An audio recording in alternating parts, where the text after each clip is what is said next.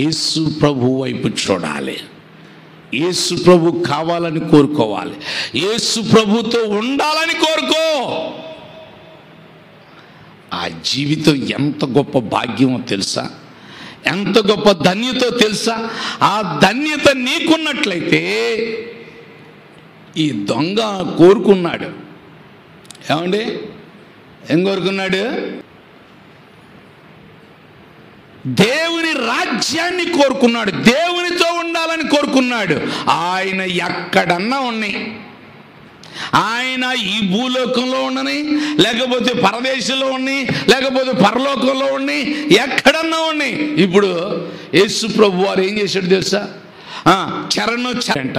ఇక ఇప్పుడు పరదేశి లేదు. ఇక ఆయన చనిపోయిన తర్వాత పరదేశికి వెళ్ళాడు. ఎక్కడికి వెళ్ళాడంట? పరదేశికి వెళ్ళాడు. పరదేశి ఎట్టుండిద్దో తెలుసా? చూడండి, దేవుని వాక్యాన్ని చూద్దాం. ప్రకటన గ్రంథం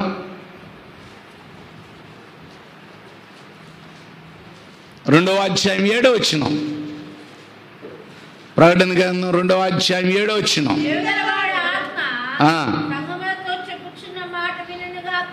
సంఘములతో చెప్పుచున్న మాట వినుగాక,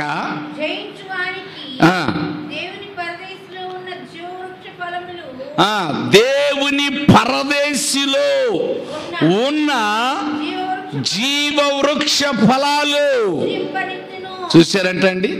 జయించాలి. ఏం చేయాలంట? మనకి జయం కావాలి. ఎప్పుడు యుద్ధమే.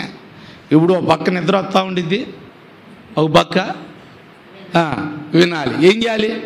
ఏడో చెవి గలవాడు ఆత్మ సంగములతో చెప్పుచున్న మాట చెవి గలవాడు వినమని దేవుడు చెప్తున్నాడు. సాతాను ఏం చెప్పిద్ది? పగలంతా కష్టపడి వచ్చావు, వాళ్ళకేం తెలిసిద్దిలే, ఆయన చూడటల్లా నువ్వు కునిగాయి అని ఏం చెప్తుంది? దాని మాట వింటాం. ఆ నిద్రపోతు యొక్క సాతాను, ఆ నిద్ర సాతాను ఏం చేస్తాం? దాని మాట ఏంటాం? పొడి చేసిద్ది, చంపేసిద్ది, నరకానికి తీసుకెళ్ళిద్ది, పతనం చేసిద్ది. అది మంచిది అనుకున్నావేమో, అది నిన్ను పాడు చేసిద్ది. దాని మాట నువ్వు వినకూడదు. దేవుని మాట వింటావా? దాని మాట వింటావా? దేవుని మాట వింటే దేవుడంట జీవవృక్ష ఫలాలు భుజింపనిత్తునో, భుజించడానికి అవకాశం ఇస్తాడంట. ఆయన ఎక్కడుంటే అక్కడ జీవవృక్ష ఫలాలే.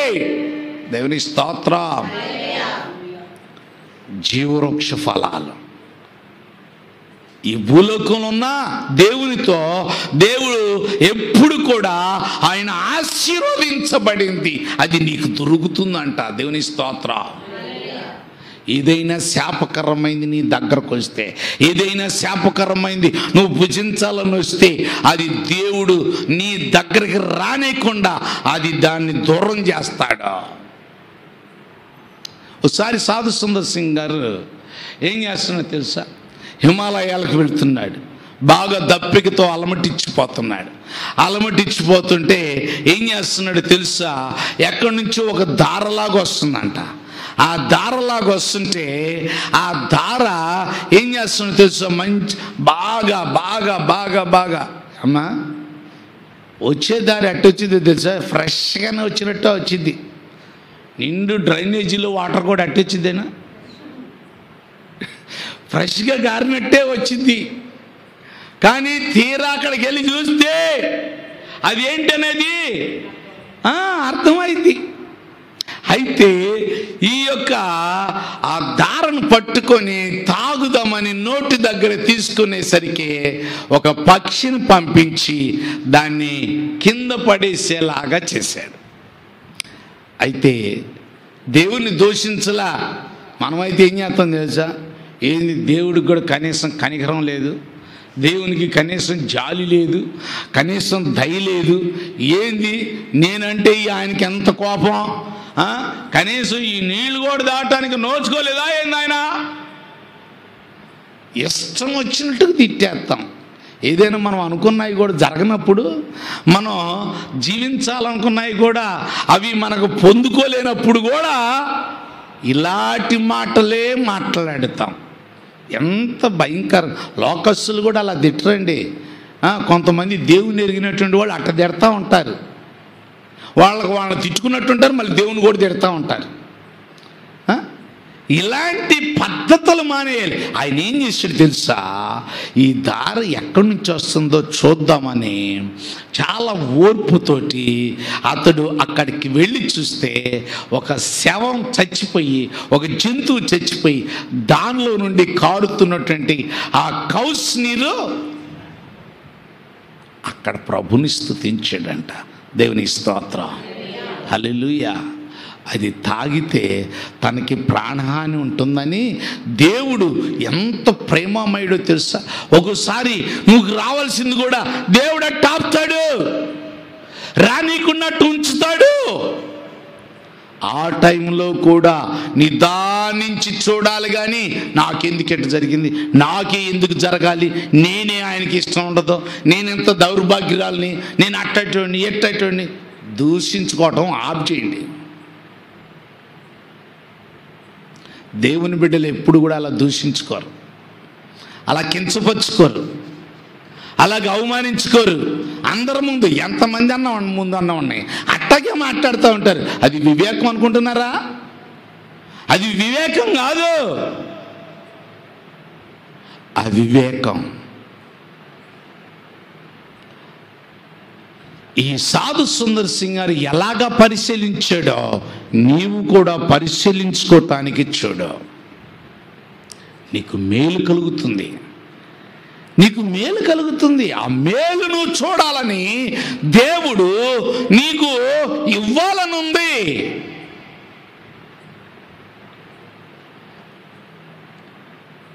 మన చర్చిలో రాణి గారికి దేవుడు బిడ్డలను ఇవ్వాలనుకున్నాడు. కానీ దేవుడు ఏమన్నాడు? వాళ్ళేం బిడ్డలు కావాలని ఏం చేస్తున్నారు? 3 సంవత్సరాల నుంచి ఎంతగానో ఎదురు చూస్తున్నారు. వాళ్ళు కూడా పాపం ప్రార్థన చేసుకొని ఉండొచ్చు, ఎన్నోసార్లు అనుకొని ఉండొచ్చు. కానీ వాళ్ళు ఇస్తే ఏమవుతారు అనేది అది ఆయనకి తెలుసు, కానీ ఎలాగేమో తెలుసా? కానీ దేవుని అనుకుంటూ ఉంటారు, ఏంది దేవునికి ఇష్టం లేదా, ఏంది దేవుని నమ్ముకున్నా కదా, నేను రక్షణ పొందా కదా, నాకెందుకు ఇవ్వట్లా అనుకోవచ్చు. కానీ దేవుడు ఏమన్నా తెలుసా? నేను ఇవ్వలేక కాదు, నేను ఇస్తే ఆ బిడ్డను మోసే అంత స్థితి నీకు లేదు. మరి దానికి తగినట్టుగా అంత శక్తిని పొందుకునే విధంగా వారు జీవించినప్పుడు, తగిన ఆహారం తీసుకున్నప్పుడు, ఆ టైం వచ్చినప్పుడు ఏం చేశాడు తెలుసా? వెంటనే ద్వారం తెరిచాడు. దేవుని స్తోత్రం, హల్లెలూయా. అది దేవుని గొప్పతనం. కూర్చోండి, అది దేవుని గొప్పతనం. ఆలోచించాలి. అంత మాత్రాన ఒక అడుగు వెనక వేయబడ్డామని, ఒక మెట్టు దిగామని, లేకపోతే ఒకరికంటే తక్కువగా చూపబడుతున్నామని డిసప్పాయింట్ అవ్వద్దు, డిస్కరేజ్ అవ్వద్దు. ఎప్పుడు కూడా నువ్వు ప్రభు వైపే చూడు, ప్రభు మీదే నీ మనసు అనుకునేటట్టు చెయ్యి. ప్రభు మీద ఎప్పుడైతే నీ మనసు ఉంటుందో నిజంగా దేవుడు నీ జీవితంలో ఎంత అద్భుతం జరిగిస్తాడంటే కందదో. అలాంటి మేలు చూడాలనుకున్నట్లయితే నీవేం చేయాలో తెలుసా? నిన్ను నీవు కించపరుచుకునే దానికన్నా, నిన్ను నీవు తక్కువ చేసుకునే దానికన్నా, నిన్ను నీవు అవమానపరుచుకునే దానికన్నా ఇది ఎందువల్ల జరిగింది అని దేవుని యొద్ద విచారణ చేయి. నువ్వు మేలు చూస్తావు. దేవుని స్తోత్రం. దేవుని వైపు చూసే వాళ్ళు అలాగా చూస్తారు. మరి ఎన్నిసార్లు దేవుని దూషించావు? ఎన్నిసార్లు దేవుని మీద కోపగించుకున్నావు? నీ పరిస్థితుల్లో నీకు అనుకున్నవి జరగకపోతే ఈయన దొంగ దూషించుకోలా, తను తాను కించపరుచుకోలా, అవమానపరచులా, ఎదుటి వాళ్ళు కూడా దూషించలా. ఎదుటి వాళ్ళు కూడా దూషించాడా? మనం కూడా మనకి ఏదైనా జరగకపోతే ఎదటి వాళ్ళు కాదండి లోపం. రాహేల్ ఏం చేసిందో తెలుసా? ఆమెకు బిడ్డలు కలగలా, లేయాకు బిడ్డలు కలిగారు. చూడు, ఆమె కన్నా నేను అందమైన దాన్ని, అన్ని అవయవాలు చక్కగా కలిగిన దాన్ని, నన్ను బాగా మరీ ఇష్టపడి చేసుకున్నాడు, నాకు బిడ్డలు కలగలా అని ఎవరి మీద పడుతుందండి? భర్త మీద పడుతుంది. ఏం చేస్తుందండి? భర్త మీద పడుతుంది. అప్పుడు ఆయన, నేనేమో దేవుణ్ణా నీకు బిడ్డల్ని ఇవ్వటానికి? బిడ్డల్ని ఇచ్చేది ఇవ్వండి అది ఎవరి చేతిలో ఉంది? దేవుని చేతిలో ఉంది. నీకు మేలు కలగాలన్నా, నీకు ఒక లోన్ రావాలన్నా, ఒక ఉద్యోగం రావాలన్నా, ఫస్ట్ ర్యాంక్ రావాలన్నా, నువ్వు ఒక స్థాయిలో ఉండాలన్నా, నీవు ఒక గొప్ప స్థానంలో ఉండాలి అన్నా, అది ఎవరి చేతుల్లో ఉందంటే అది దేవుని చేతుల్లో ఉందని నమ్మాలి. నమ్మిన వాళ్ళు చప్పుడు కొట్టి దేవుని మహిమపడతాం. హల్లెలూయా. పరలోక రాజ్యం వెళ్ళటం, తీసుకొని వెళ్ళిపోవటం అది ఎవరి చేతిలో ఉందంట? దేవుని చేతిలో ఉందని గ్రహించాడు దొంగ గ్రహించాడే. మనకొస్తుందా గ్రహింపు? యవనస్తులు ఏం చేస్తారో తెలుసా? ఈ గ్రహింపులు లేకుండా వాళ్ళ ఇష్టాల ప్రకారం వెళ్ళిపోతూ ఉంటారు. వాళ్ళ ఇష్టం చొప్పున నడుస్తూ ఉంటారు. వాళ్ళ ఇష్టం వాళ్ళు అనుకున్నది చేస్తుంటారు. అది పెద్దవాళ్ళలో కూడా వచ్చేస్తుంది, ఆడవాళ్ళలో కూడా వచ్చేస్తుంది, మగవాళ్ళలో కూడా వచ్చేస్తుంది. అది కాదు తల్లి. మనం నేర్చుకోవాల్సింది ఏంటో తెలుసా? అక్కడ ఉన్నటువంటి సిచ్యువేషన్, యేసు ప్రభు వారు ఇంకా చనిపోబోతున్నాడు. కొద్దిసేపు ఉంటే ఆయన కూడా చనిపోబోతున్నాడు, దొంగ కూడా. కనుక ఇక ఆయన పరదేశికి వెళ్తాడు అని గ్రహించాడు. అందుకని అంటున్నాడు, నీ రాజ్యంతో వచ్చినప్పుడు నన్ను ఒక్కసారి జ్ఞాపకం చేసుకుంటావా? ఒక పరదేశంలోనే కాదు, ఆయన ఎక్కడుంటే ఆయన రాజ్యం అక్కడ ఉండిద్ది, అంతే. యేసుప్రభు వారు ఆయన ఎక్కడుంటే అక్కడ ఉంటుంది ఆయన రాజ్యం. ఇప్పుడు మనం దేవునికి ఇష్టలుగా దైవ చిత్తాన్ని లెగిస్తే దేవుని చిత్తం, కూర్చుంటే దేవుని చిత్తం, ఎక్కడికైనా వెళుతున్నా దేవుని చిత్తం అనుకుంటా దేవుని వైపే మనం చూస్తున్నాం అనుకోండి, దేవుడు ఏం చేస్తాడు తెలుసా? అమ్మా అది చేయి, మాకు అమ్మా ఇక్కడుండు, రేపు పలానా టయానికి బయలుదేరు. నీకు క్షేమాన్ని ఇచ్చేది ఆయన తెలియచేస్తాడు. అదే రాజ్యం, ఆయన ప్రభుత్వం, ఆయన అధికారం నీ మీద ఉంటుంది. నీ జీవితంలో మంచి చేయడానికి ఆయన ఎంతో ఇష్టపడుతుంటాడు. మరి అలాంటి జీవితం నీకు కావాలంటే మరి నువ్వేం చేయాలో తెలుసా? నువ్వు దేవుని వైపు చూడాలి, ప్రభువుతో ఉండడానికి ప్రయత్నించు. ఆనాడు దొంగ కోరుకున్నాడు, ఈ రోజున ప్రార్థనా పరులం అనుకుంటున్నా మనం ఆయనతో ఉండడానికి కోరుకుంటున్నావా? In every moment. ఒకసారి ఏం చేస్తారో తెలుసా అండి? అమ్మో వాళ్ళున్నప్పుడే వీళ్ళతో పలకరీయకూడదు. ఏమనుకుంటారు? ఏం చేస్తారు? వాళ్ళున్నప్పుడే ఏళ్ళతో పలకరీయకూడదు.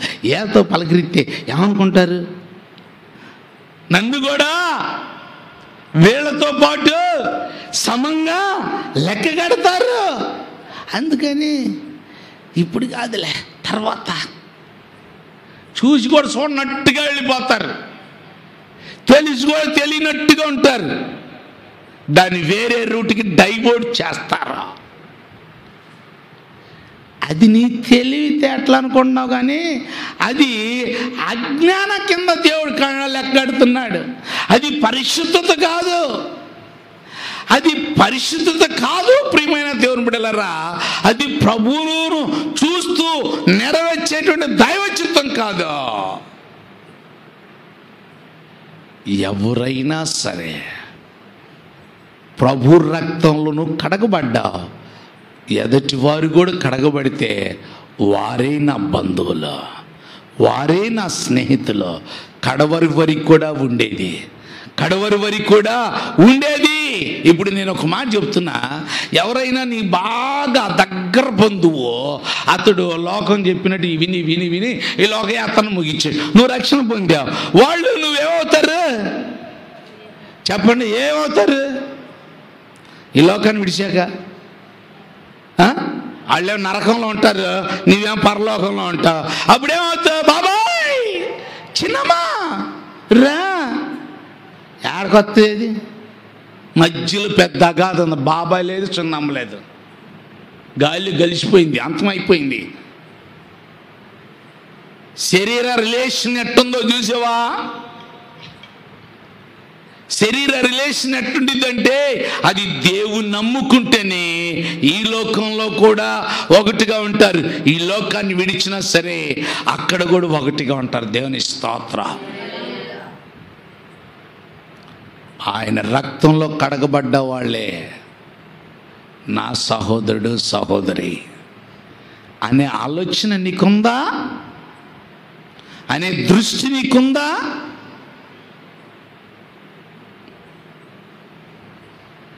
దేవునితో నువ్వు ఎలా ఎదుగుతున్నావు? దొంగ కోరుకున్నాడు. పౌలు గారు అంటున్నాడు, ఏమన్నాడు తెలుసా?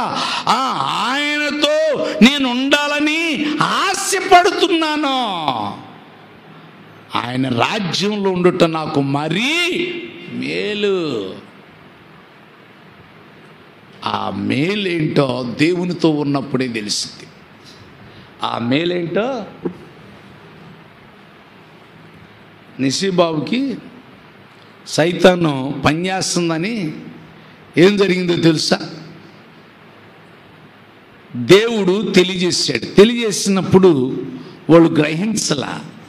కానీ ఎప్పుడైతే కొద్ది కాలం గడిచాక నిజంగానే సాతానుడు వారి మీద పనిచేసినప్పుడు వాళ్ళకి అర్థమైంది. మరి వాళ్ళని హాస్పిటల్ తీసుకుని వెళ్ళిన తర్వాత ఏం జరిగిందో తెలుసా? ఆ హాస్పిటల్ తీసుకుని వెళ్ళిన తర్వాత ఇలా డబ్బులు నేను హాస్పిటల్ తీసుకెళ్ళారు. ఏమండి అని ముందు చేసేది మనం అదే. ఏమండి అని డబ్బు ఉంటే దేవుడు కూడా గుర్తురాడు. అందుకని ఒకసారి డబ్బు కూడా ఆఫ్ చేస్తాడు, డబ్బును కూడా ఆఫ్ చేస్తాడు. నువ్వు ఆయన వైపు చూడాలి. ఏం చేయాలంటే ఆయన వైపు చూడాలి. అందుకని ఏం చేశారు? ఆ పగలంతా కూడా వాళ్ళు టెస్టులు వాళ్ళంతా చేస్తే 10,000 అయిపోయినాయి. మళ్ళీ రాత్రి కూడా ఉంచండి అంటున్నారు. హెడ్ పరీక్ష చేయాలి, అది పరీక్ష చేయాలి, ఇది పరీక్ష చేయాలి అని అంటుంటే అప్పుడు ఏం చేశారు తెలుసా? ఇక అప్పుడు ఫోన్ చేశారు. సాయంత్రం పూట 6:30కో 7:00కో సాయంత్రం పూట, నాకు ఇప్పుడు కూడా గుర్తు ఆ టైమింగ్స్, ఆ సమయం గడియలో ఫోన్ చేసి, అయ్యా ఇలా అంటున్నారు, మరి ఉంచమంటారా తీసుకెళ్ళమంటారా? అప్పుడు ఎవరి వైపు చూశారు? దేవుని వైపు చూశారు. దేవుని స్తోత్రం, హల్లెలూయా. దేవుని వైపు చూడటం వలన ఎంత మేలు జరిగిందో తెలుసా? ఎంత మేలంటే ఊహించని మేళ. అదే అలా కాకుండా సరే చూపిద్దాంలే వాళ్ళు అంటున్నారుగా, వాళ్ళు ఏమన్నారు? అమ్మా ఏమైనా ప్రమాదం జరిగితే మాకు సంబంధం లేదు, సంతకాలు పెట్టండి, అది చేయండి, ఇది చేయండి అంటున్నారు.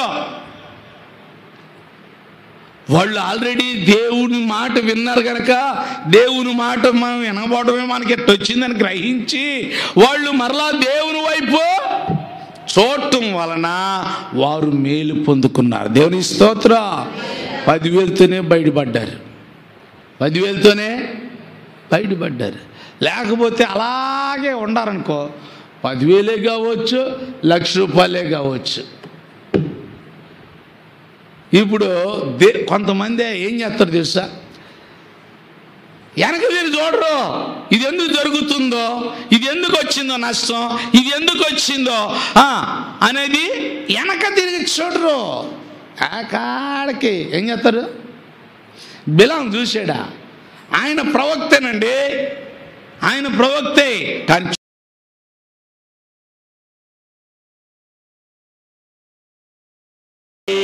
యేసు జయ యేసు జయ జయ క్రీస్తు జయ క్రీస్తు జయ జయ యేసు జయ యేసు జయ జయ క్రీస్తు జయ క్రీస్తు జయ జయ రాజా జయ రాజా జయ జయ రాజా జయ రాజా జయ జయ స్తోత్రం జయ స్తోత్రం జయ జయ యేసు జయ యేసు జయ జయ క్రీస్తు జయ క్రీస్తు మరణం గెలిచిన జయ యేసు మరణమే వారెను జయ యేసు అందరూ కలిసి మరణము గెలిచిన జయ యేసు మరణమే వారెను జయ యేసు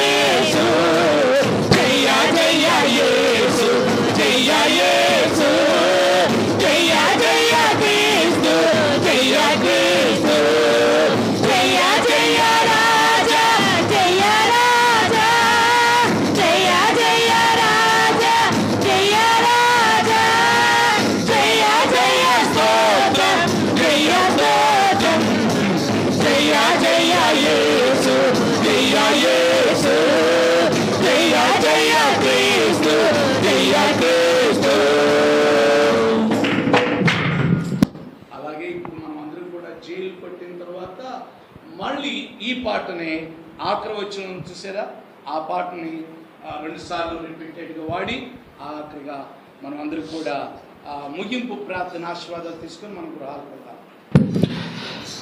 బలో క్రీస్తు మహారాజుకే, రాజుల రాజుకే, ప్రభుల ప్రభువుకే, నీ కొరకు జన్మించిన యేసయ్యకే, నీ కొరకు తన రక్తమును కార్చిన యేసయ్యకే, నీ కొరకు తన ప్రాణం పెట్టిన యేసయ్యకే, బలో క్రీస్తు మహారాజుకే. దయాళం గర్జిన దయాయేసు, దయాయేసు, దయాయేసు, దయాళం గర్జిన దయాయేసు, దయాయేసు, దయాయేసు, దయాను గర్జిన దయాయేసు, దయాను గర్జిన దయాయేసు, సాయము నీవే దయాయేసు, జయ జయ యేసు, జయ యేసు, జయ జయ క్రీస్తు, జయ క్రీస్తు. బలో క్రీస్తు మహారాజుకే, రాజుల రాజుకే, ప్రభుల ప్రభువుకే. నీకు రక్షణ కావాలంటే, నీకు స్వస్థత కావాలి అనంటే, నీకు జీవితం కావాలి అనంటే, నీకు దీవెన కావాలి అనంటే, నీకు పరలోకం చేరాలి అనంటే, బలో క్రీస్తు మహారాజుకే.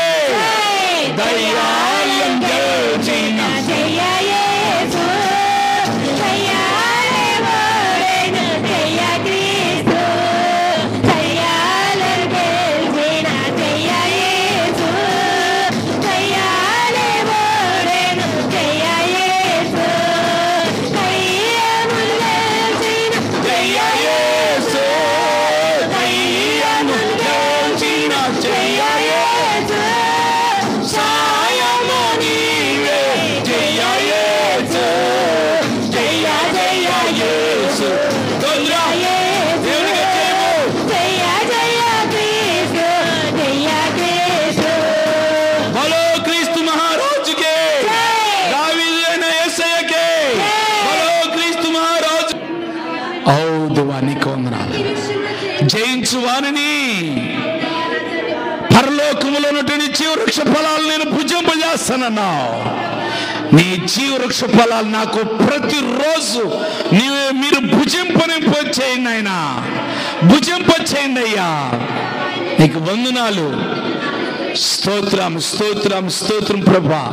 ప్రతి బిడ్డను నా ప్రభా అయ్యా నాయన వారి ద్వారా మీకు జయం తెచ్చుకొని నీ బిడ్డలను కూడా జయశీలులుగా, జయవంతులుగా, జయాన్ని చూసేవారిగా అయ్యా మీరు ఎలా జయించారో, మీరు వేటిని జయించారో నీ బిడ్డలు కూడా వాటన్నిటిని జయించేవారిగా మీరు వాడుకోమని ఇచ్చిన తండ్రి, మీ సాయము నీ బిడ్డలందరికీ కూడా కలుగు చేసి నా ప్రభనైనా ఇక ముందు కాలం అంతా కూడా నా ప్రభా మీ కొరకు బ్రతుకుతూ మీ కొరకు జీవించే వారిగా సహాయం చేసి నీ కృపతో నింపి బలపరిచి మహిమ పొందమని, ఎంత మటుకి కార్యక్రమాన్ని మీరు ఎంతో ఘనంగా జరిగించారు.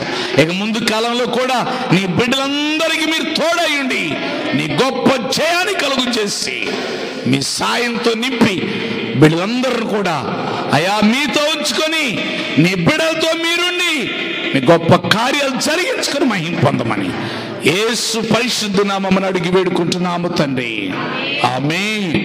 మన పరమ తండ్రి అయిన దేవుని ప్రేమయు, కుమారుడైన యేసు క్రీస్తు యొక్క కృపయు, పరిశుద్ధాత్మ దేవుని యొక్క అన్యోన్య సహవాసము, ఆశీర్వాదాలు ఇప్పుడు ఎల్లప్పుడు మనకును సకల పరిశుద్ధులకు ఆయన రాకడ పర్యంతము కూడా. ఇదిగో నా తండ్రి, మీరు ఎక్కడెక్కడైతే మీరు జయాన్ని చూశారో మాకును కూడా అట్టి కృపను కలుగు చేసి నా ప్రభువా మీ సాయముతో నింపి మాతో మీరు, మీతో మేము మీ రాకడ పర్యంతం కూడా ఈ భూలోకులున్నంత కాలం ఈ లోకాన్ని విడిచినా సరే మీతో మేమందరము కూడా జీవించుదుమగాక. ఆమేన్, ఆమేన్, ఆమేన్. హల్లెలూయా, హల్లెలూయా, హల్లెలూయా. అందరికీ వందనాలు వందనాలు.